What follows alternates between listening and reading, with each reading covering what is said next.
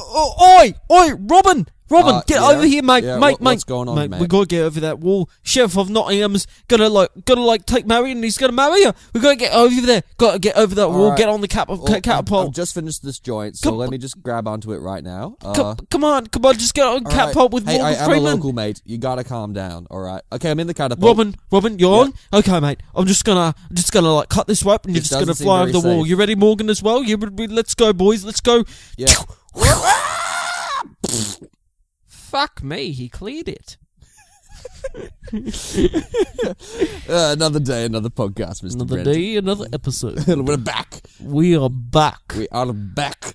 But just before we start this episode, this movie got me thinking, mate. What do you reckon is the worst costume you've ever had to wear for an acting gig? Because you know we've done some acting gigs in the past. Does it have to be an acting gig? Doesn't have to. It can. Ooh, where's your mind going, buddy? Well, actually, it's funnily enough, ironically enough, the worst costume by far I've ever worn was when I dressed up as Robin Hood. No, are you serious? Yeah, I've done it twice. I did it both times at school. I did it once for like this a Stedford performance. Okay. This monologue I did. I'm trying to remember if I saw this performance. It was like this satirical monologue that our drama teacher wrote for me. Actually, maybe I do remember this. And I had these horrible green tights on. Oh, I so remember this now. With this stupid little green Peter Pan hat.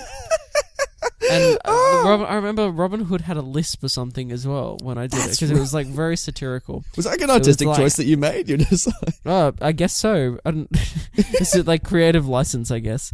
And it was I spoke like this. I was Robin Hood. What were you talking about? Do you remember? Like, it was like I can't remember. I've got the script somewhere. You've got. I'll bring it in. Please bring it in for another episode. But the other time was in year 12, where our school did like a charity drive kind of thing. It was called Giveathon. Oh, that's right. Yeah, and the theme, it was like a dress up day as well. Yes. For the charity drive day. That's and right. in our final year, the theme was fairy tales. Of course. And so I put on the Robin Hood costume once again. Is this like the same Robin Hood costume? No, dude. It was actually it was the same tights, I think, but it was a bit. The school had the school costume lady. Yeah. Made me this Robin Hood what would you call the top half of a medieval type garb? Painful, frankly. But it's like it's like that laced tight shirt. Yeah, kind of thing, yeah. But it's kind of puffy. Yuck! It's got that awful puff. How long did it take you to get into it?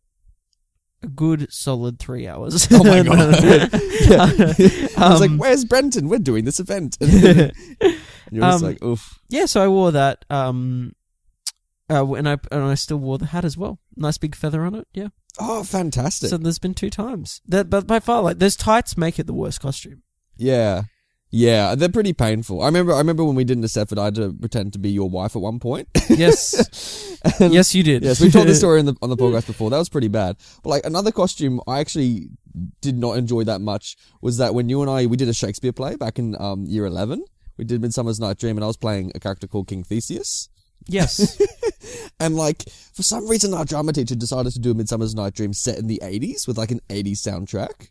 And so there was no reason. There was no reason whatsoever. I think it was just a decision. Yeah, I think it was just purely for the nostalgia of him and the other parents. They're just like, yeah, let's just do a Midsummer's Night Dream, but then just put in Cher because it kind of makes sense narratively. Turn back time. There's themes here.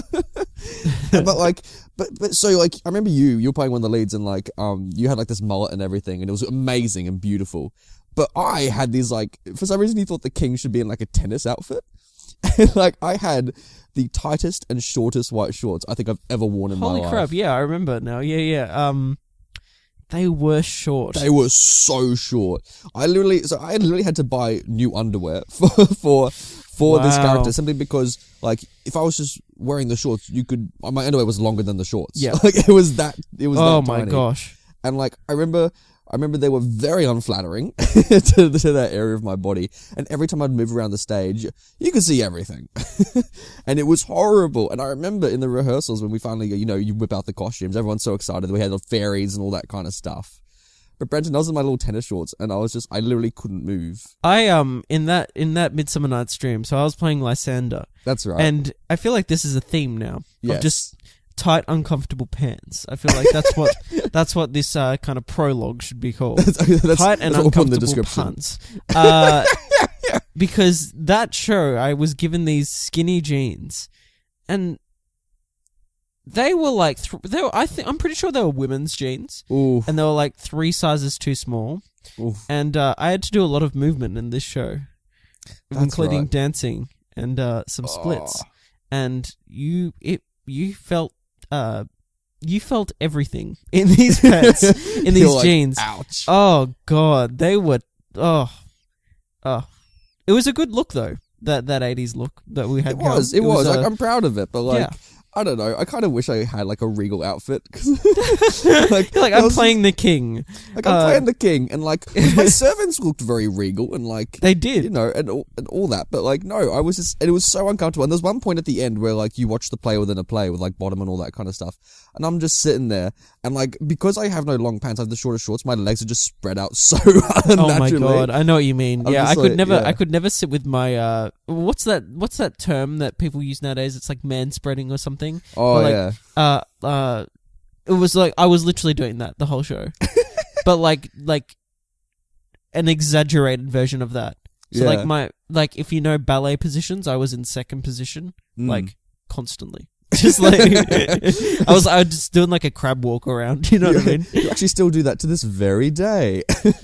Welcome to Classic Movie Banter, episode number 27. I am Nathan, and you are... I am Robin Hood. Robin Hood, and we are here to review movies older than 20 years, including the film that we're about to talk about today. Brenton, what? It's a movie, isn't it? It is a movie. It's an old movie. And here on Classic Movie Banter, what we do is that we review movies that are 20 years or older, and we review them with, I guess, a little modern twist, our modern perspective, don't we? And we let you know if they're worth your time or not, with a little bit of banter along the way. There we go. But the movie we're going to be bantering about today is Robin Hood, Prince of Thieves, released in 1991, I believe. Yeah, 1991. Starring our good friend Kevin Costner, literally our good friend. I know, close family. He friend. wrote in today. He said, "Boys, you do me proud," and I'm like, "Thank you, Kevin Costner. How did you get not our email address, but how did you get our home address? Like, this is quite bizarre." And then he kind of did that, you know, when he like shakes his head in Man of Steel, and he's like, "No, don't save me," and it's just like the most like contrived, like, "No, don't save me."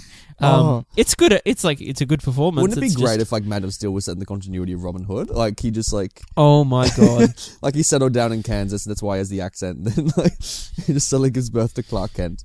Oh no, and yeah, it's kind of like Robin, we'll call him. Yes.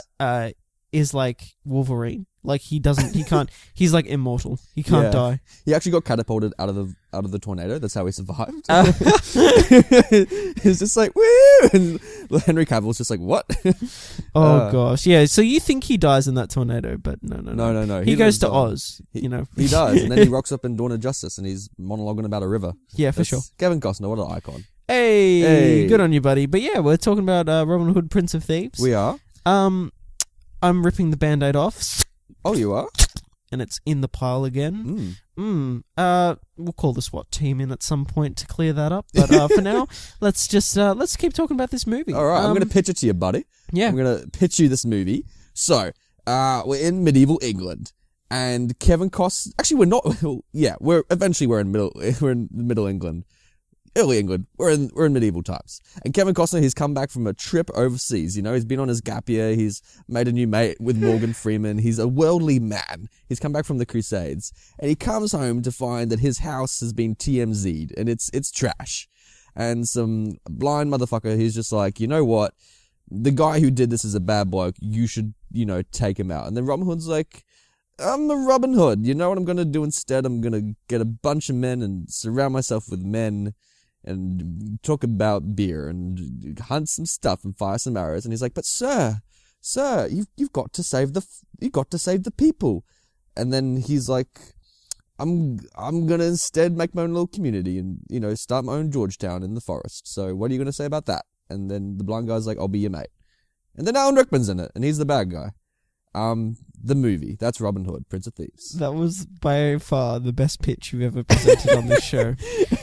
Here's $65 million. There's your budget. Go make this film. Are you? Is it seriously $65 million? No, that was just the number I plucked. Oh, okay. It could be $65 million. You know what? It might be around that. Yeah. Because you know what? Going into this, I wasn't aware this was actually a blockbuster, or this was like going to be a blockbuster. This was the fun fact. This was the second highest grossing film of 1991. Wow. The other film, the highest grossing film, to put it in perspective, was Terminator 2. Oh wow. Yeah. Good year, 1991. Like yeah, man. Like that's crazy that it was in second. Wow. And that was considered like that blockbuster. But because it feels very blockbustery, doesn't it? It does, yeah. So I was just because I wasn't expecting it. I was expecting like maybe like a small time drama with Kevin Costner on, unveiling the deep layers of being a boy in the forest. But no, it's blockbuster time. So what do you think? I loved it so much. Yeah, dude. Like I'm so glad because like you recommended this to me like a century ago. You're like, Nath, maybe even talked about it on this podcast. Yeah, I think I might have mentioned. Yeah. Maybe perhaps, Well, or it was after an episode, maybe. Yeah, post show. I don't know. Maybe like that. Yeah. Yeah. The conversation continues. Yeah. Because like we got to see this movie, and I kept on putting it off, and I'm like, but then like the new Robin Hood's out this week. So we're like, this is the perfect time, isn't it? Like, yeah, screw Taron Egerton. I'm watching Kevin roll around on the sand on the beach. You know what? Despite the fact that Taron, oh my god, I know. Despite Taron Egerton is literally British, like I don't care. Kevin Costner, this is the film, isn't it? This is the definitive Robin experience. Oh, 100%. And not because it's accurate, by God is it inaccurate. But just this interpretation of this character and this story, like, I love it so much. Yeah, I will say this. This film is flawed. It is inconsistent. Yes. It is like deeply it's flawed. Inconsistent with its tone, inconsistent with its characters. But do you care, like, at all? But this is the thing, and it is just a wild, enjoyable ride. It's just so much strap fun. Yourself in and just have a good time. And there'll be things that come up that you'll question and be like, why is that happening? But you don't care. They won't be answered. No, it's just they don't. There's just so much random shit in this movie, and it's just great. I'm so surprised people aren't still talking about this film. Like, it's such a great film. Like, actually, it's not a great film. It's not a great film, but it's not a great film at all. No, it really isn't. But I don't care. It's probably the most. It's up there when it comes to fun. It's up there with Blade, and it's like, and for me personally, it's up there with Predator. Like, it's just. Oh, what a fun good time, mate. Like, let's talk about the man himself, Kevin Costner. What do you think? He is the best American Robin Hood I think I've ever seen. I don't know, because it's so jarring, his American accent. You're like, because everyone else is like genuinely British, and then you have him. Why? Why is he doing an American voice? Is just perfect. Did he not have like a vocal coach on set? Like, perhaps he did. I think maybe they're like, wow, you really should be doing a British accent. There's some contention with exactly what happened. I think Kevin Costner has said that he wanted to do a British accent. I'm glad he wanted to, at the least. The director decided not to have that. And then there's other reports that he had an accent coach, and then he did his accent early on, and it wasn't very good, so they just cut it. I'm not sure. I'm not sure. Like, this is just the rumor mill. You know what I mean? Oh, okay. I'm not giving you the facts. I'm just fucking around. You're just snooping about, spreading rumors. You know what I mean? Classic on this Brenton. show. Yeah, that's what they all come here for. And you know what? Like, I don't think he's a good actor in this. Truly, like, I think he's not doing good acting at all. I think he knows where. I think he knows his mark. I think he knows his marks, and I think he knows where to look. And I think doesn't he look so bored throughout the film? I don't know. I feel like that's Kevin. His performances are always kind of probably is. Yeah, you know what actually is Kevin? Probably probs. And because he's just because I don't know. I like this performance. He's a bit. It's all over. It's all over the place, and again inconsistent, but yeah. It's so cool. because there's one he finally arrives in England, and there's like a great scene where he's just like he gets off the boat and he just falls on the sand. And he just rolls about like he's on like 10 different drugs, and he's like, "I'm home," and Morgan Freeman's with him, and he's like, "Whoa!" But then like it jump cuts from that to like him on like a wall, just like running about, just being like, "Woo!" Yeah, and then it just like jump cuts to him just like giving a speech on a tree, but he looks so bored while he's doing it, even though it's meant to be motivational. Like, he's all over the place, buddy. I like him. Yeah, I like him too. I like him. Would this have been better with like a traditional English actor? I mean, No. probably, but like, No, it probably would have been better, but yeah. But I don't want it. I want Kevin Costner because like, for me, this is the, like I said, it's the definitive Robin Hood. do you reckon he maybe like when he went to the Crusades, like he just like picked up an American accent from going to Jerusalem? Like, maybe he had like a genuine. You know, Maybe that was their justification. I'm not sure, but that would have been amazing if he comes back to England and like everyone's like, "Oh, Robin, we haven't seen you since you were a boy," and he's like, "Wait, what's that voice you've got now? Like, what accent is that?" He's like, Middle Eastern ? I went west. Everyone's like, "Yeah." Let's talk about some of the other performances in this film while we're Speaking here. of which, speaking of like Middle Eastern accent, Morgan Freeman. Oh, I love Morgan Freeman in this film. Great. Why is he in this movie? Why not? He doesn't do much, does he? Like he does a little bit at the start, a little bit at the end, but he's kind of just there, isn't he? That character's got heart, man. Though, I like him. There are so many people in this film, There's so many. and I'm glad they're all here along for the ride. They all have something to say at the dinner table, don't Exactly, such as Alan Rickman, who, speaking of performance, that's all over the place, but is still one of What the is more this consistent. performance? It's one of the more consistent performances in the film. they? I feel Really? like. I mean, Yeah. yeah, I suppose. I guess he's batshit crazy the whole time. Yeah, Like, exactly. what is this performance, though? I love it. I love it so much. This is like Eddie Redmayne, Jupiter Ascending. It kind is of probably performance. my favorite performance in the film. I think it's one of like- my favorite performances ever. Like frankly, like It is it's so good. like I'm looking at it just bewildered but so amused. I'm like there's just so many weird choices he made to deliver dialogue. Like so many weird lines that he says. And it's funny because this was in the script, I assume. And like, because fun fact, if we'll sprinkle this through, but like he helped with the script, didn't he? I'm not sure if he helped with that. He did. I He know did that some polishing with it. I know read that there's somewhere. there's some lines he added here and there, and some ad libbing he did. Yeah. One of those we'll get into in spoilers that I we just will. love. There's a couple of them I love that were But added in. his character's like for this threat, like obviously this is like a swashbuckling kind of film, right? Well, this is the thing. Like, this film is kind of like that action adventure, romantic blockbuster idea. Probably Yeah. made for kids, like aimed at children. very much obviously. aimed for children. Yeah.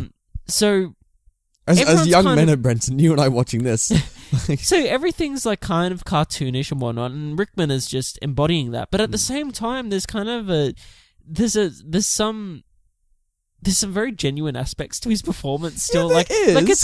it's quite like consistent and believable to a certain extent in this world. It like, is, but like when you're watching it, it feels like you and I, we've just gone to a theme park and they're like, see it live, Robin Hood, and it's like pantomime. And we've sat down. There's Kevin Costner and like the most non-Robin Hood costume you can imagine. Then Alan Rickman with like for some reason he's wearing like a curtain as like a cape, like a rug. He's got a full on like Persian rug for. How a is cape. that beard and hairdo that he's got? Oh my god. He's got going. And they're acting this out, and you're just like, what are you doing? It's So, fun. Like, but hey, his like he looks amazing. Like Yeah, and like I said, there's still some genuine aspects to his. Like, he's a great actor, Alan Rickman. he is a great actor, and he just sells it, man. and like, he does. But like why does he have like Tom Hiddleston Loki hair? I can't answer any of those questions. I literally can't answer such any a many weird other questions choice. in this film. It's just But I don't understand why he's doing it. But- Like, it's like a mix between Loki and Jon Snow. Like those two hairdos. It's like those two meshed together. for sure. And I'm like looking at him like, do I want this haircut? And I'm like, no. He actually looks more greasy here than he does as Snape. True. I think if I had to choose like who I wanted to hug out of like Snape and like Alan Rickman in Robin Hood, I would choose hugging Snape because like he looks like he's gone to that weird potion room and he's just rolled around in it. Like he looks so dirty. Yeah. And did you love that foreshadowing with him with the potions with that like witch woman and like because I'm like, oh, it's Snape with potions. I'm like, oh. I feel like he's been typecast. I feel like he's definitely been typecast Potions as master. that. Yeah. But he does it so well and like what a great man. I mean, like, what's hard to talk about this film is that, like, I can honestly go over a lot of the criticisms, and I kind of have. Because if I actually go into detail, we'll be here for 4 hours. Oh yeah. If I go through this film and point out, like, everything that's actually wrong with it. Yeah. But all I can really say is just kind of say that this film embodies that kind of, like, adventure spirit, I should say. And it's not the best movie, but it's just... No. It's just a good time. It is a good time. Like, yeah, I've got criticisms for it. Like, there's like the women have no agency in this film whatsoever. No. That's like, the criticisms outweigh the positives when you look at it like on a technical Objectively, level. of course. Yeah, and on a storytelling level, on any level, basically. Mm. But for some reason, this film's just got that It just has heart. It's got heart. Yeah, it exactly. really does. It's enduring, isn't it?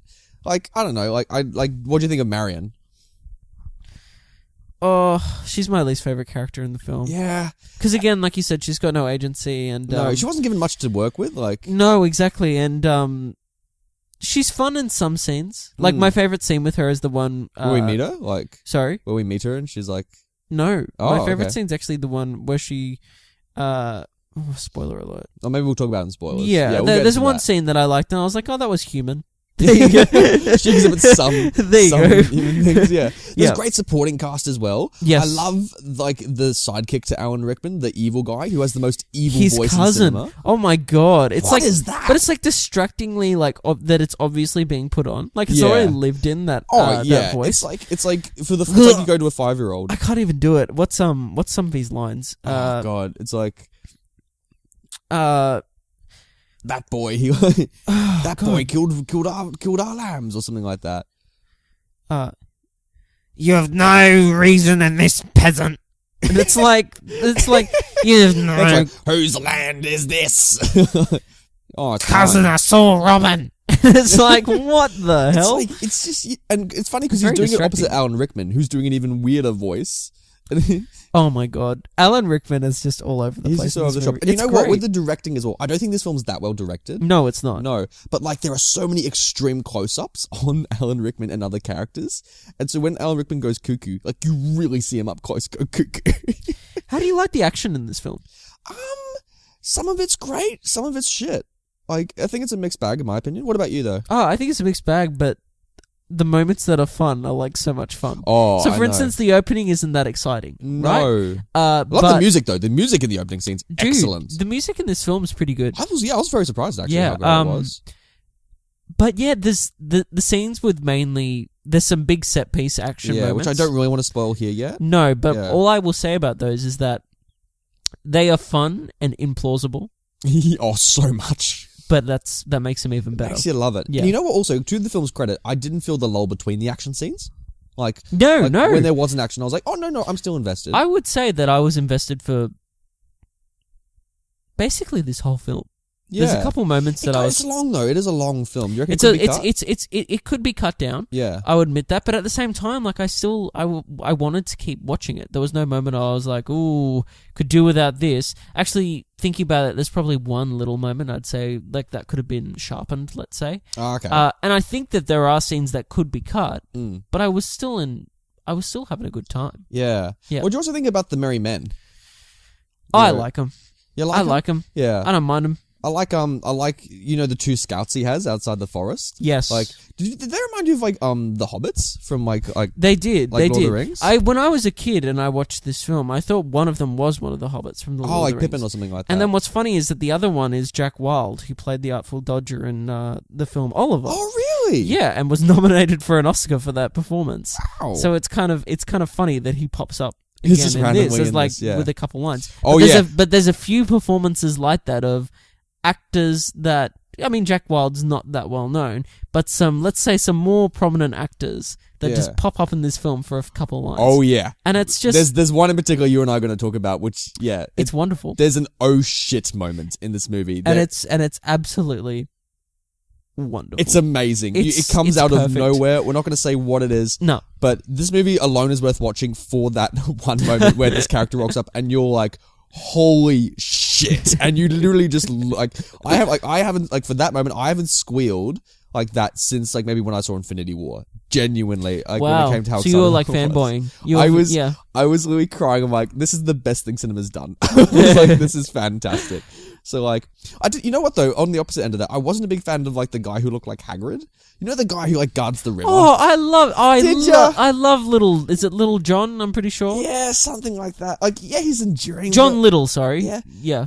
I don't know why he just because I actually can't explain it why he rubbed me up the wrong way, but I just wasn't a fan. Oh, I loved him, dude. Yeah. He was Probably most people do. awesome. He was like He's got the wife and kid, and he's as an just- actor, he's just got like such a characterful face, and But he's got such like a fake beard. Like he has very blue eyes. yeah, but like I don't know.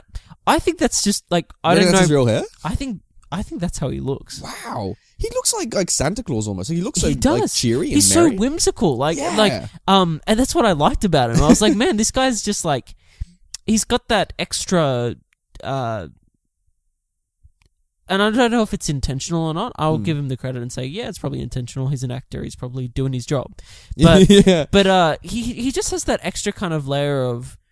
And I'm not saying that it's complex. I'm not saying that it's, like, grounded. I'm not saying that it's, like, really that great. But there's an extra layer of kind of depth to that character to a certain extent. Yeah. That you look at that character and it feels like part of the world and it feels lived in. Yeah. Some of the other Merry Men, not so much. No. Such as... The one that always kind of gets me is Will. Oh, the young one. Yeah, that's right. the pretty boy, let's say. Yeah. Who's that played by Christian Slater? Slater, yeah. Yeah, that's right. Apparently Johnny Depp was offered that role. Like, young Johnny Depp was offered that role. I would have killed to see Johnny Depp do that. Yeah, but I still kind of like that it was Christian Slater because there's some moments that make it worth it. But at the same time, like he for instance feels out of place for me in those Merry Men. Yeah, and maybe I think that's maybe deliberate because of his character's arc. That's right. I feel like maybe that's intentional, but still, it's still weird, isn't it? It's off-putting and weird. Yeah, and it's not a big payoff. He's so weird for the entirety of the film. Like he is. There's no scene where you're just like, mate, it's like, come on, it's like settle down. It's just. Yeah. Well, it's one of those things. His whole kind of arc, let's say in the film, is a example of a case where what happens in some films, and it's usually, let's say, a big plot hole, and it is a big plot hole in this film, and that is that if characters would just have the conversation, which they are obviously capable of having and have the drive to have, the conflict would be resolved. Exactly. But yeah. Sometimes, let's say, for example, in Breaking Bad, there are some conflicts. I'm just pulling that because Breaking Bad's great. Yeah. And does this perfectly, I think, is that there's some conflicts that aren't resolved. There's, like, again, there's an obvious conversation that needs to be had, and everything would be okay if they just have that conversation. Yeah. But the reason that conversation doesn't happen in something like Breaking Bad is that the characters themselves are not necessarily... It's not that they are capable of having the conversation, but there's not other layers of intention and objectives. It's all about the subtext, frankly. Exactly, yeah. Whereas in this, it's just lazy writing, I think. It is very lazy writing. I was just like, I don't know, it was a little bit predictable, like especially at the start. You know when like it opens with like this is not a spoiler because it's literally the opening scene where like they're at the prison and Kevin Costner's like mate is like protect my sister. You know exactly what's going to happen as soon as he says the lines, protect my sister, of course. But right? I feel like this whole film is like the most predictable thing. I mean, it's in the title, Robin Hood, Prince of Thieves. It's like... Is he the Prince of Thieves, like, in this... We'll do title talk later, but like... Sure, yeah. But like, I don't know. It's just... I wasn't a fan of the plot, frankly. Yeah. But I was a fan of the sets. I thought the set was quite good. Yeah, dude. Yeah. Again, like... Back in the day, these production designs, even this film, which probably it hasn't got the most striking set design, but some of those scenes, like for instance, Alan Rickman scenes in the depths of the castle, like some of that design's just like it just adds another layer like the witch's lair. I thought that was like it's beautiful. Like that was great. Yeah. Also love the shots they had in the forest.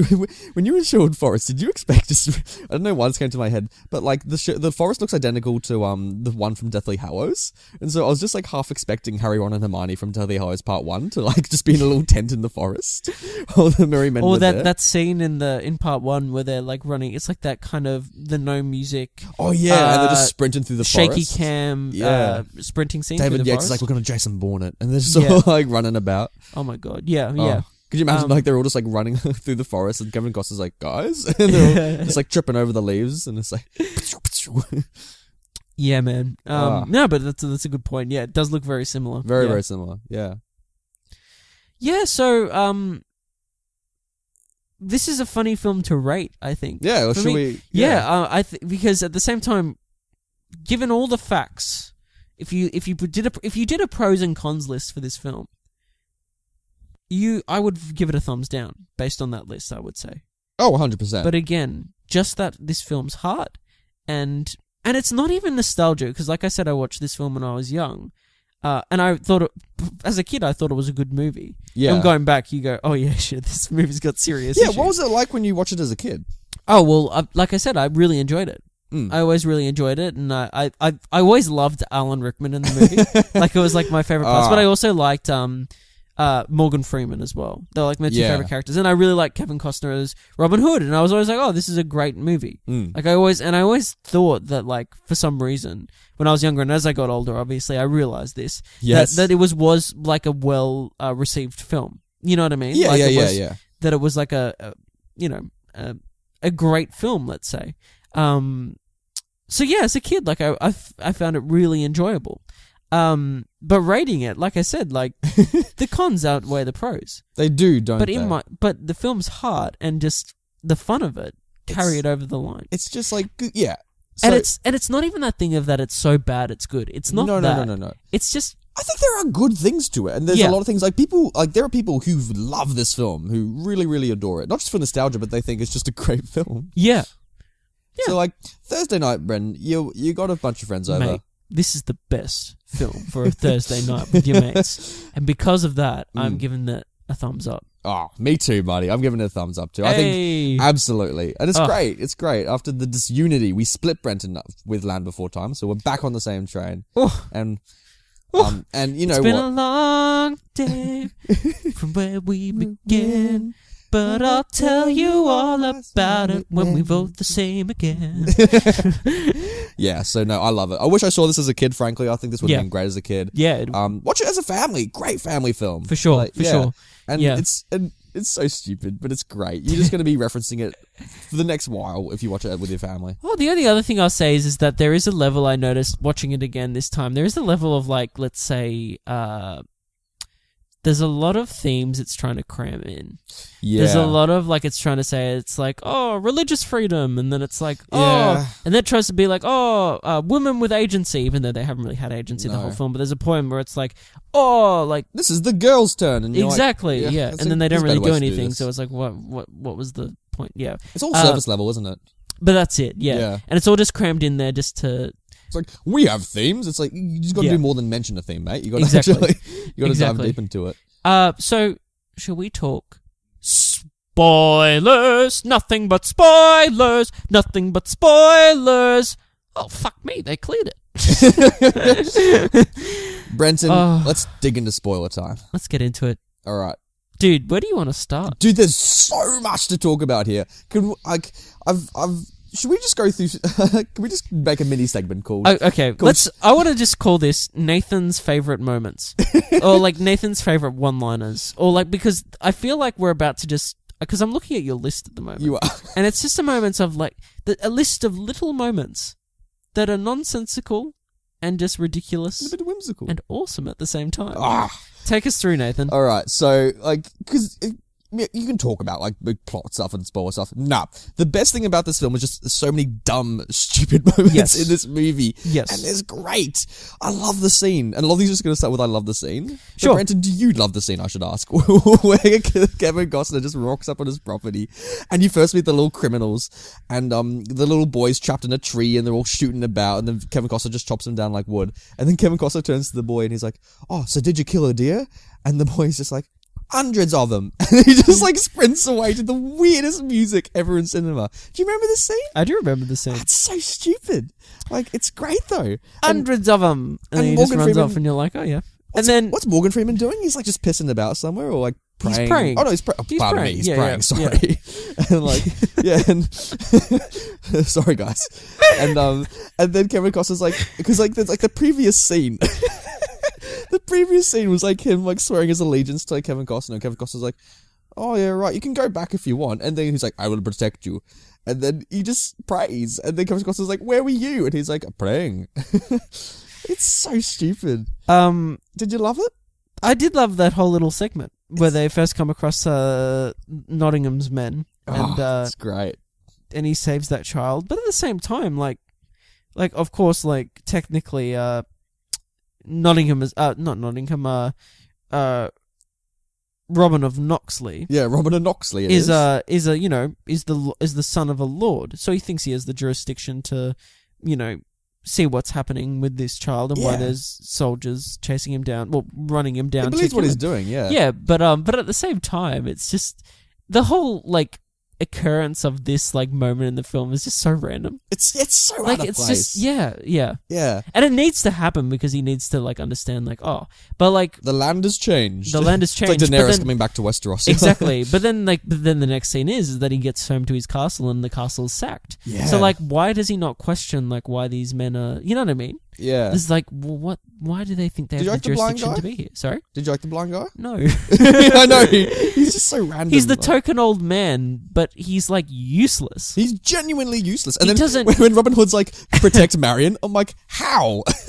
No, it's like he just didn't want to deal with him anymore. Yeah, I He's think like, he just this forks him off fucking onto guy. her. I mean, like, what's sad about that is that like usually someone that's that old like has some wisdom to share or like something that is of value to the let's say to the film to taking the precious screen time, but he's literally there as a plot device so that they follow his horse, which for some reason knows the way to Sherwood. That's right. He's literally there to follow him to Sherwood as he blindly rides a horse back to Sherwood Forest and leads all of Nottingham and the Celtics to to the lair. It's like, good job, buddy. and then he dies and then he's he dead dies. in the next But moment. hey, he does give out some advice at one point because they're in the boat and he's like, I may be blind, but I know that I can see love between the two of you. And then Kevin Costner's like, and this is like after they've kissed as well. Kevin Costner's That's like, not wisdom. I'm like, Everyone buddy. knows that clearly. like in Come that on, little buddy. village, or like a Robin, a Marion, Hey. They deliver a baby together for God's sake. Oh my god, it's like, come on. You know what I found stupid in this movie? I love that like he has that fight with bearded guy on the river. And then bearded guy falls into the river and he's like, I can't swim. And I'm like, hold up. You fight people on a fucking river for how long and you can't swim? This is your chosen battleground. He's always won. But that's the thing. It's like, you've never prepared for if you do get, even not just knocked down, you slip by accident, you can't swim. The plot hole that's in that moment is actually that, so they fall over the waterfall, right? Yes. They fall over a waterfall. Yeah, so like that's a proper waterfall. That's a big drop. Like Deliverance kind of waterfall. Exactly. and John Kevin Voight's like Costner canoeing past. goes, oh, just stand up. If you went over a waterfall and fell into shallow water like that, to quote what's this quote from? To quote Star Wars, Episode 4, A New Hope, you'd be dead! And it's true. It's just so stupid. And this is the way Kevin Costner stands up. He's like, I yield. I'm like, well, that was pretty easy. Like, did you like the reoccurring motif with the cross? I'm like, Well, I don't like that it was reoccurring and then he just kind of loses it. yeah, that's the thing. Like, And it gets burnt with the rest of the Sherwood Forest hideout. well, maybe we should talk about that scene because Yeah, sure. wasn't that an amazing scene? Like with the fire and everything. Like great sequence, wasn't it? I mean, yeah, it was. I suppose, yes. No, it was. But my favorite bit was when the fire came in and that whole moment happened. The part with the Celtics was just kind of like, Yeah. Were you expecting some weird Braveheart crossover? well, was it even that? It was that they run in, right, and then they fail miserably. So they end up like fleeing. That's the right. Celtics. And then like Alan Rickman's all like, well, all right, well, let's just send in the trebuchets or the catapults, I can't remember, and fire arrows, and literally do what we just could have done from the start. And end this whole thing. You know what I mean? What was the point of that? Like, I think they just wanted to have the Celtics in it just for the sake of it. I guess the Celtics as well, for the sake that like they actually inspire, I guess, the Sheriff of Nottingham to think he has the upper hand in terms of manpower, maybe. But even so, again, like it's just one of those things. It's kind of a plot hole in the film. But Wasn't that such a weird scene as well when like Alan Rickman's like convincing that weird cult that he's like, or maybe it wasn't a cult, maybe it was the church, where like they have to like they can use the Celtics as like a military force, and that random guy just walks in and puts like a torch to his palm. Yeah, it's like why are these savages, like why should we be using them? And he walks in and he grabs a burning log from the fire and then he unflinchingly like presses it against his palm, and everyone's like, "Oh, impressive!" Stupid. They can lead our force. It's like, what? What? What are you on? It's just I was just not convinced. And why is that guy impervious to like burns or fire? Yeah. The Celtics weren't known for that. It's like No one's known for that. Exactly. Oh, I love it. It's so stupid. But like, I have a couple favorite lines from this film. oh, please drop some. I've already said. Are they all from Alan Rickman? No. The one that I've already said twice in the podcast, we opened the podcast with this line, is that Morgan Freeman and Kevin Costner get catapulted over the castle wall to try and save Marion, and Will, Kevin Costner's illegitimate brother, or half brother, sends him over, and then he says, fuck me, they cleared it. And it's the most nonsensical, it's one of those lines, and there's plenty of them in this film, that is just nonsensical, like, not in line with the tone of the film. No, this is really like not. aimed at children, and like, it's like... They just had the one F-bomb. I had to replay that moment, because I was like, did I hear that correctly? Is this meant to be here? Oh, man. But it's so funny, because apparently that was improvised as well. Yeah, it was improvised, yeah. Dude, but wouldn't it have been so much funnier if the catapult missed? Splat. Like they just splat on the wall. Roll credits. They're just both dead immediately, and just that would have been amazing. I would have loved it. I would have loved it so much. My other favorite line is from Alan Rickman, though. Oh yeah, and it's that he comes into the torture room, and there's all these guys kind of strung up, and he comes in and he goes, "Sorry to keep you hanging." It's just. It's so random. It's so great. It's like almost James Bond level. It's like, oh, shocking. It's like, he's just so great at this. Like, Alan Rickman, like, I love, one of my favorite lines is when he just walks past the girls and he's angry and he just says to the girl, like, you 10:30, you 10:45, bring a friend too. And I'm like, yes. And he's so in love with Marion, but he just like gets these two girls and then he's just like, bring a friend. That's the one. You're just like, what the? And he's like, and he knows he's going to be 15 minutes with one girl. It's just, it's so perfect. He's so seedy, but you love it. You love it so much. I love that when he gets a scar, his statue suddenly has a scar. Like, it just makes no sense. But he's just constantly mocked by everyone throughout the film. He's almost like Lord Farquaad a bit. You know what I mean? He is kind of. I love the moment where, like, he walks in on Robin Hood and the...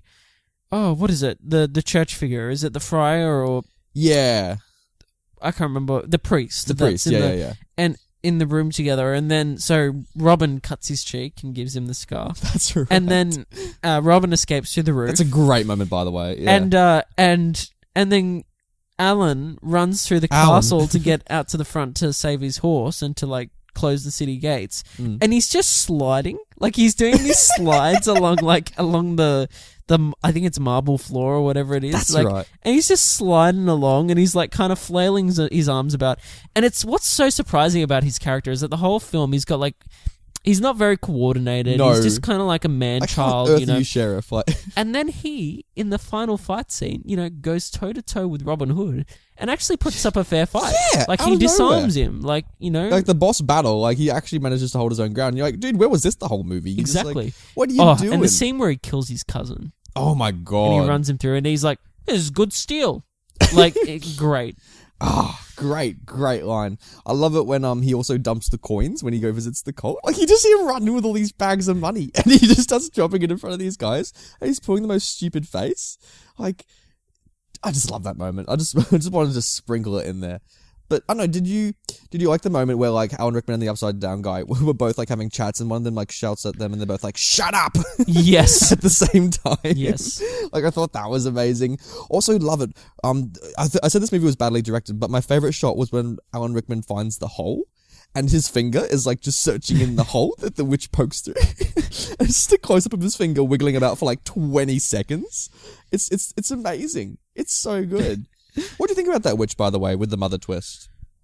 I remember as a kid, like, I really enjoyed that part of the film. Oh, yeah. And I actually still enjoyed that because I actually thought it gave Nottingham a bit more depth. I suppose. I didn't see it coming. I was genuinely surprised by it. Yeah, especially same for a here. film that I said was predictable. But, and I like that she's, like, that desperate and it's, like, it's kind of it's a very evil plot, what she's actually concocted. Yeah. Like, she's like the more, Cersei she's of this way film, more like. evil than he is. She's like, yeah, we'll breed you into the family, basically. Yeah. God. So, like, my heir will be king. And it's like, whoa. But see, she's all manipulative and everything like that, but then she's a fucking idiot because she dies by literally running into an extended blade pointed at her. Yes. Like, what's wrong with you? She just charges at Morgan Freeman. He's only got the spear out and she just runs into it. Like, I know, yeah. And it's like, but even like she like fools him for a moment and there's like, oh, I'm just an old lady and whatnot. And then she just stabs him with the spear. Yeah. She tries again to get him. And it's like, well, you could have just escaped there and gone and helped your son. But she doesn't. That whole segment, by the way, where, like, they're in the room, they're getting married, and at the same time, Sheriff is, like, getting ready to rape, Yeah. Oh, Marion. yeah.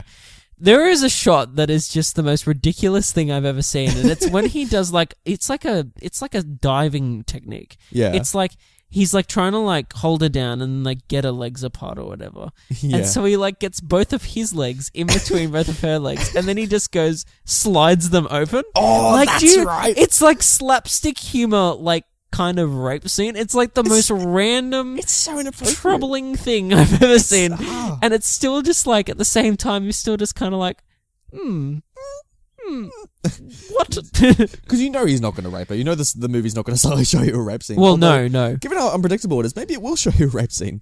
Oh, But God. Fuck me, they cleared it. Like, you know what I mean? It just comes out of nowhere. But, like, yeah, I don't know. I was kind of laughing at that moment when I shouldn't have. Like, it was Yeah, so me too. yeah. Like, because it was like this slapstick. And it's not so much what the deed is. It's the fact of, like, the physicality of, like, the movement of what Alan Rickman does. That moment. It's so ridiculous. It is ridiculous. It's so And childish. And maybe like, it's a testimony to how much like slapstick is in this film. yeah. Like I love it when Kevin Costner meets Marion and she kicks him in the balls. It's like the most like a classic like girl in a knight's armor like cliche thing. That reminds me, my favorite scene of hers in the film is the scene where he's training the young boy, John Little's son. That's right. To fire arrows with a distraction.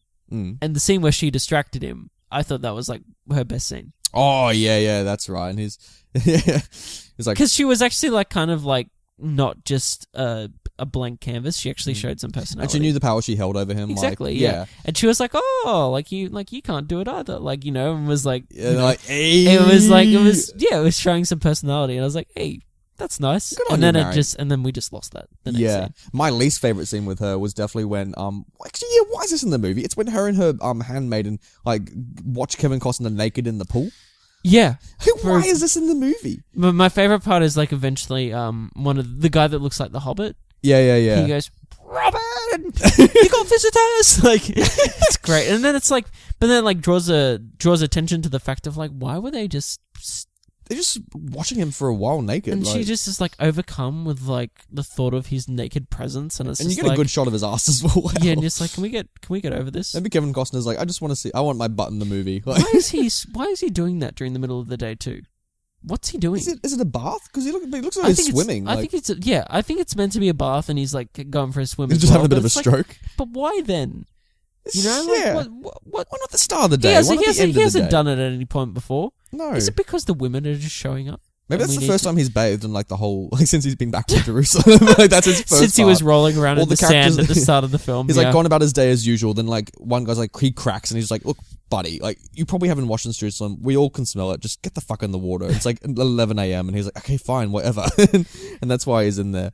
One thing I was quite surprised at was when it was revealed that they stole 3 to 4 million in 5 months. And this is in medieval That's currency as well. Million. I thought the same thing. I was like, That's a lot of money. For Like- people just passing through a forest in England, like, that's got to, like, crash the economy. well, that's what I mean. Like, I was like, well, the crown's bankrupt now, Yeah. like, for sure. like on the stock market, like that's fucked. And especially for, like, a country at war. They'll be like, we've just lost, like, 5 million in reserves just to some guy in a fucking forest. Like, that's insane, isn't it? Like, They just burn the hut down with all the gold in it. Like, that's the yeah. thing. Yeah. Did you also find how stupid it was when they have that quarantine scene? So, like, in the final battle, when the guy's like, no blades, no bows. I was thinking, like, No blades, no bows. no blades, no bows. But there's like, but if that was the quarantine they had back then, there's still so many weapons they could have brought into that I know, scene. right? It's not right. It's like, yeah, check out my fucking knife. You know what I mean? Well, like that's a when- blade. I mean, exactly. yeah. But Well, but, that goes. but they're just I was- grabbing swords. They're not doing anything. No, like you could bring in a spike ball and you could show that to the guy at the quarantine thing, and they're like, this isn't a blade or a bow. This isn't on the list. And the guy's like, well, you're right. So he's like, oh, I'm going to bring this in for the hanging. And it's like, you could have bring a rock, you could have brought like a rabid animal, you could have brought explosives, which they do. And you're just like, what are you doing? So that's in the lead into the climax of the film. Yes. But now I want to talk about my real climax. What was your real climax, Brenton? A question I thought I'd never ask. The moment when Sean fucking Connery oh my god, rocks up as holy shit, King Will. Holy shit, because you hear about him for the whole film, like the king is off with a war, and he's off, and you never expect to meet him. Sean Connery rocks up at the end of this film, says 5 lines, and then that's that. I can't remember the last time I lost my shit like that in a film. I literally, like, when he got off because at first I didn't recognize him, actually, because I'm like, is that Sean Connery? And then he starts talking in his Sean Connery voice, and I'm like, no way. What'd you think? It was majestic. Oh. It was perfect. And I was just wondering how much money this film had. Like, you know what I mean? Know, like, with the amount of people that are in it, it's just So they gave him, for that, they gave him $250,000. But you know what, Brenton? He donated it all to charity. You know what? And it was so worth it.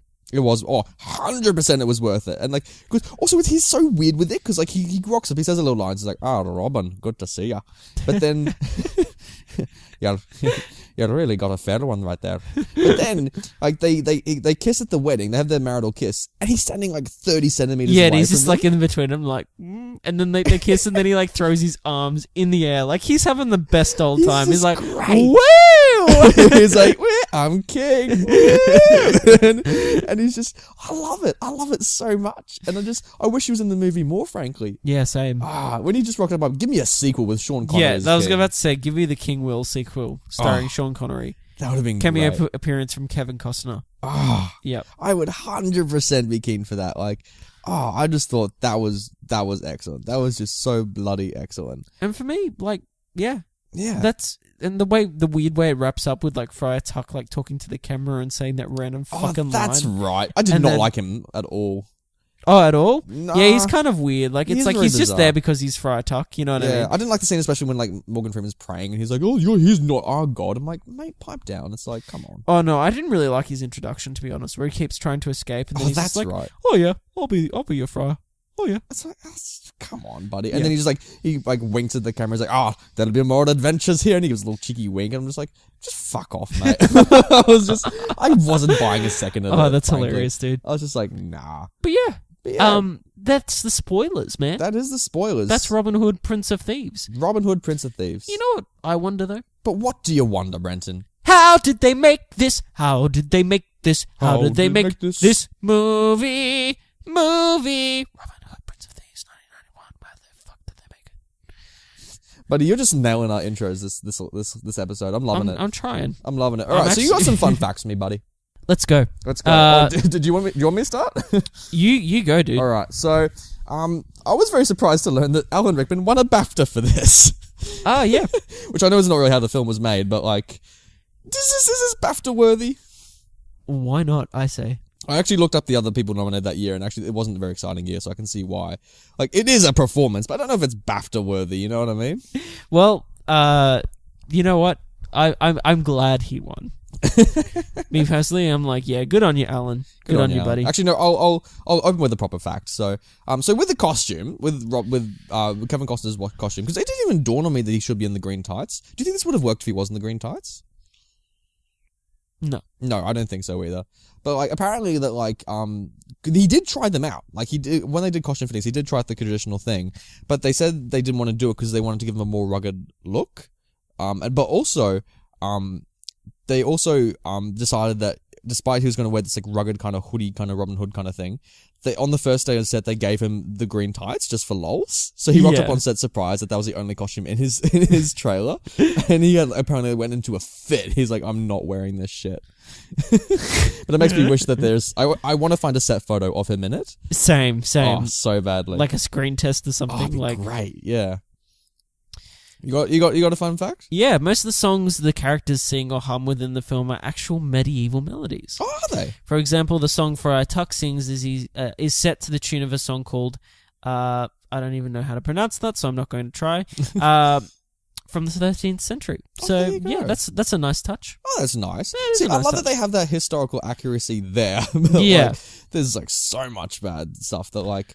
Like, I think it was like some of the weapons weren't there, that they weren't invented Yeah, yet. there's a lot of historical Yeah, maybe the king was elsewhere at that time of period. Like, I think it was like stuff like that. You don't notice it when you're watching the movie. You don't care, but like, yeah, exactly. it's not known for its historical accuracy.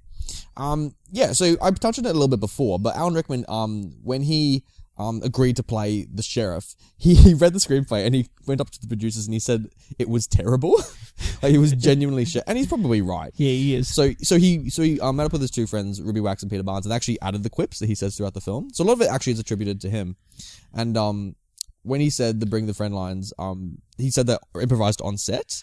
So bring your friend, all that kind of stuff. Yeah. And the director was like, fuck it, let's keep it. Well, there's, like we were saying before, there's so much ad-libbing in this film. There's Alan Rickman's, his Christmas line as well. It's like when he's threatening, it's like, where's the prize? And it's like, well, cancel Christmas. And it's like, it's such a great line. It's so good. And also, obviously, fuck me, he cleared it. Oh, like, that was ad-libbed as well. And then for some reason, the director and the editors were like, oh yeah. They just didn't care. That's and I love it. I feel like today you could never get away with that. No, I don't think so. I think it was a PG-rated film as well. Wow. I think. Yeah, so... Yeah. I used to love when I was a kid that, like, you'd watch a movie, like, there'd be no swears, and they'd have that one swear. Yeah. As a kid, you're like, ooh! That one fuck. Yeah, that one. They milk it. They milk it a lot.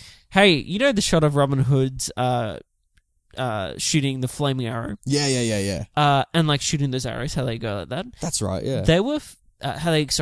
for our listeners, the arrow spins... And it's like a profile shot of the arrow and it's spinning as it's like moving. I was going to say, like, you did that with your hand, but then I'm like, the listeners can't see that. Exactly. They shot that at 300 frames per second. Wow, really? And just for to put things in perspective, the normal speed of shooting a film is 24 frames per second. That's crazy. They shot it at 300 frames per second. Holy for shit. those arrows. And I love those arrow shots. Oh, they're so great. Cheesy and great. Oh, they're so cheesy, but you love them. Yeah. So yeah, fun fact. Cool. One of probably my favorite story to come out of this production was the story where Kevin Costner I sent this to you. You did, yeah. Where Kevin Costner, he was approached by one of the stuntmen in the movie. So they were filming in the forest one day, and one of the stuntmen, it was like early in the day, and they were doing some random forest scene, and the stuntman was like, "Hey, do you want to go look for some mushrooms?" And then Kevin Costner was like, "Oh, mushrooms in the forest? What kind of mushrooms are you talking about?" And the stuntman was like, "The good kind." And Kevin Costner's like, okay. So he nodded. This is before they started shooting as well. And so they went out for a hunt, to quote Kevin Costner. And they were in their costumes, by the way. So he was in his Robin Hood costume, and the stuntman was one of the merry men. And they walked around the Sherwood Forest, and, they walked around for a while. And then Costner realized that the next scene they were going to shoot was the sword fighting scenes. But despite that, they found some mushrooms, Brenton. They ate the mushrooms, and yes, they were the hallucinogenic kind. And he just did the sword fighting scene immediately afterwards. But then, when they realized what was going on, they wrapped early for the day. Oh, jeez. Oh, Kevin Costner. Oh, the early 90s. I just feel like there was no shits given on this movie. I think so too. Oh, but I love it.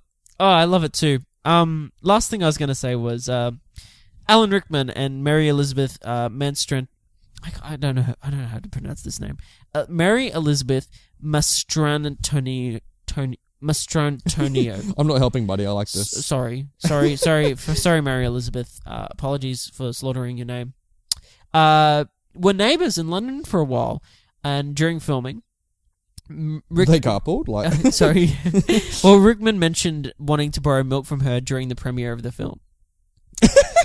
Like, he's like, "Can I borrow some milk?" That's a little bit inappropriate. Like on the red carpet. Oh, hey, are you pregnant? No. Like, can I borrow some milk from your place? Oh, okay. For breakfast tomorrow. Did or you something? genuinely need it? I don't know. Like, milk I want. But can you imagine just Alan? By the way, do you mind if I borrow some milk for my cereal tomorrow? I love it. Anyway, random stuff. Hey. Oh, good on him. Hey. Let's look at this film's poster. Let's look at it. Looking at it. All right. So, damn, boy. Oh, you know how... Actually, I could not find a high-definition copy of this on the internet. It's okay. I looked for ages, but I did manage to find a zoomed-in thing where we can read the caption. I want to read the slogan for you, buddy. So it's Kevin Hood. He's holding up a fiery arrow, and then it's got black text, black background on the right, and it says, for the good of all men, and the love of one woman, he fought to uphold justice by breaking the law. Kevin Costner, is Robin Hood, Prince of Dude, Thieves. this is a great poster. Oh, it's simple. It shows him throwing a fiery arrow, and then below that, the two of them kissing in the forest. It's great. It's Perfect. really excellent. Like, I don't know if it comes across as a romantic movie. I don't think it is. Like, No, it's got but- romance in it, but But I think this poster is an epic. yeah, I find it pretty great. Personally, you know what I wish it was? I wish it was him just like in the catapult. It just got fired, and it's a freeze frame of him like in the middle of the air, like coming towards the camera, and his face is like, and he's like waving his hands about. It's like Robin Hood. Does he make it? Yeah. Speaking of which, let's get on to some title talk. Title talk.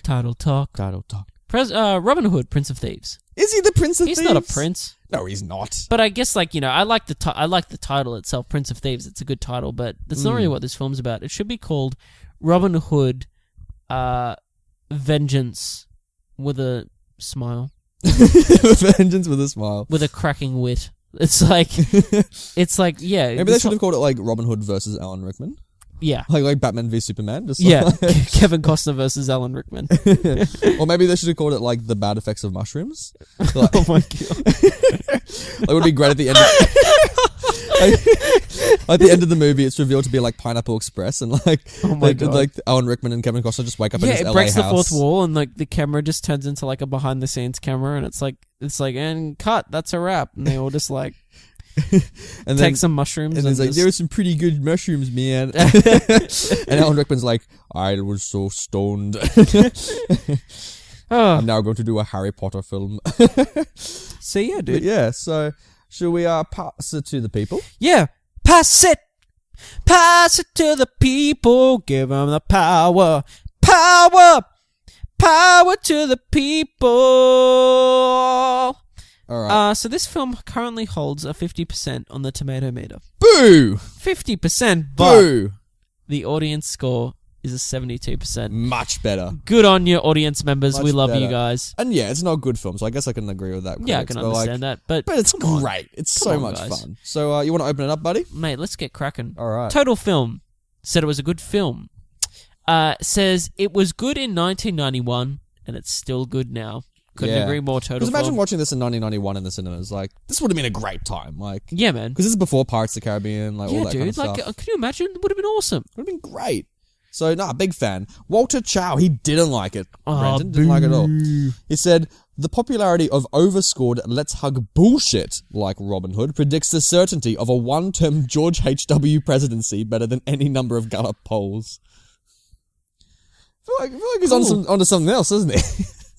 Well, I feel like, yeah, like maybe that could apply. His political opinion could apply to like this film or like, the history of what happens after this. I don't know. I mean, Like the Let's Hug attitude. I don't know. Like I said, that is there. It tries to fit a lot of themes in and like simplify some very complex issues, but doesn't make it a bad movie. no. And also it's Robin Hood. Like, what are you expecting, buddy? Exactly. Like, come on.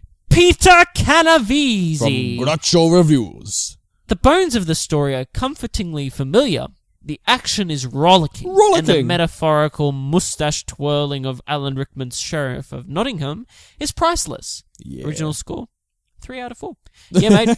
Good on you, Peter. Good on you, buddy. He's right. I mean, Yep. I kind of wish Alan Rickman did have a twirling moustache. Like, it would have made sense for his character. Alan Rickman, the man Oh, is priceless. I what a couldn't agree legend. more.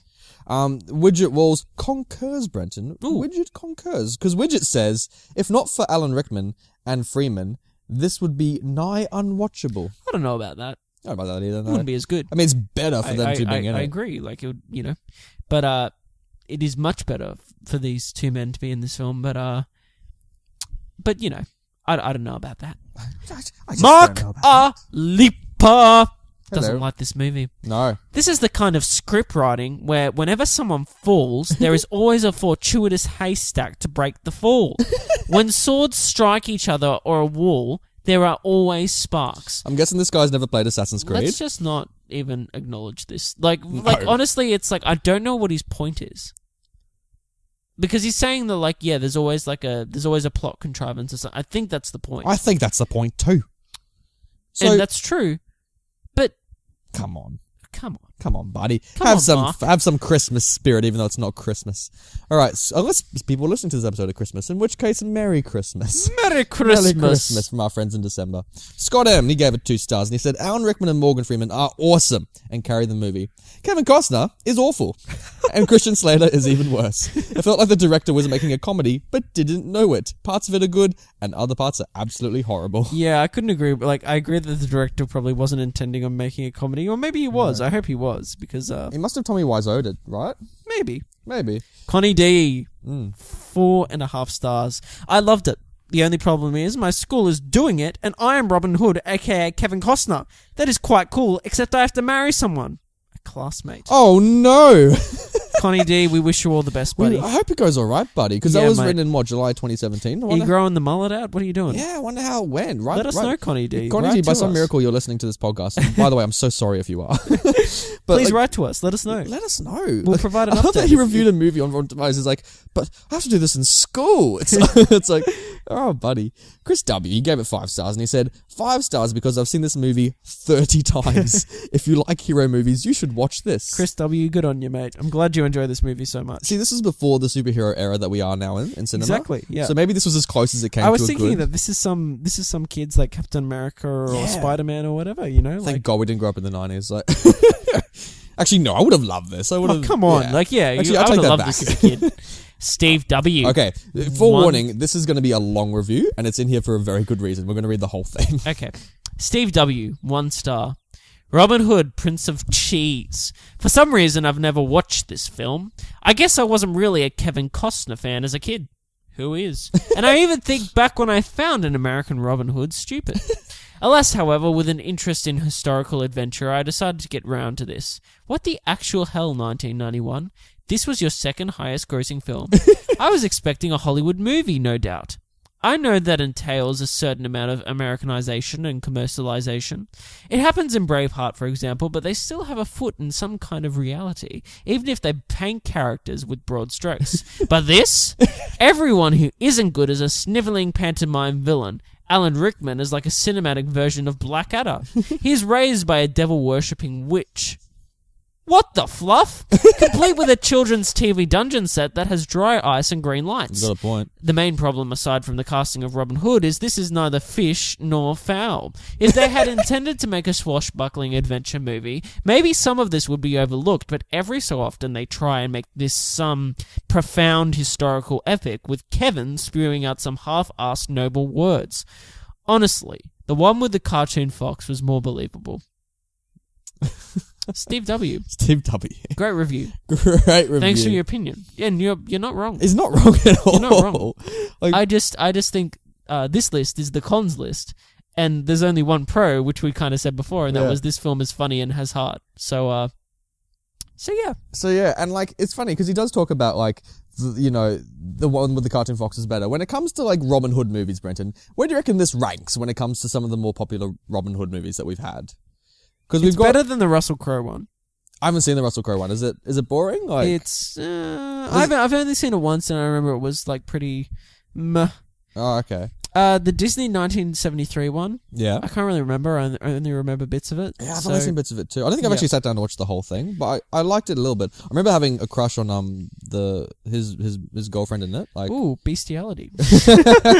No, I'll just be like, oh, she's really nice. Hey, to be fair, they sexualize all those they do sexualize those cartoon like animals. They really do. Like Jessica Rabbit, like watch out. Like but it's like Nala and stuff in The Lion King, how they kind of like they put human attributes to them, so they kind of like I don't know. Are we saying that Disney's trying to normalize bestiality? Is that what we're alleging? It's a conspiracy. Oh, we knew it.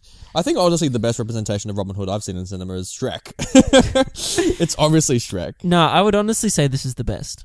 Yeah, it's pretty great. Although I love it in Shrek how it makes fun of Robin Hood. Like, oh, yeah. He's like his little merry men. They're the gayest, like, merry men you've seen in cinema. 'Cause I'm about to stop!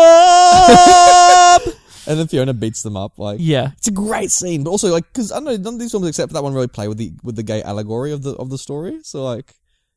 Yeah. Yeah. Good on them. Good on you, Shrek. Yeah. And I know there's also the Blackadder one that has Robin Hood in it. But I haven't seen that. But apparently it's got Blackadder, so it's great. Yeah, I'm sure it would be fantastic. Yeah, I really like Blackadder, so yeah. Yeah. So, Robin Hood. Oh, another Prince of day, Thieves. another episode. Another day, another rep. We're doing great, buddy. Okay, Maybe we pat on should the back just- for us. Maybe we should just give up this podcast and start stealing stuff from wagons Maybe we should. and then giving that to our listeners. Could you imagine if there was like a Robin Hood today? Like just in Sydney, you just try and go. There is like, a Robin Hood today. Oh, where? His name is Brenton. He runs a podcast in his spare time. He steals from the rich and he gives to the poor. Robin Hood.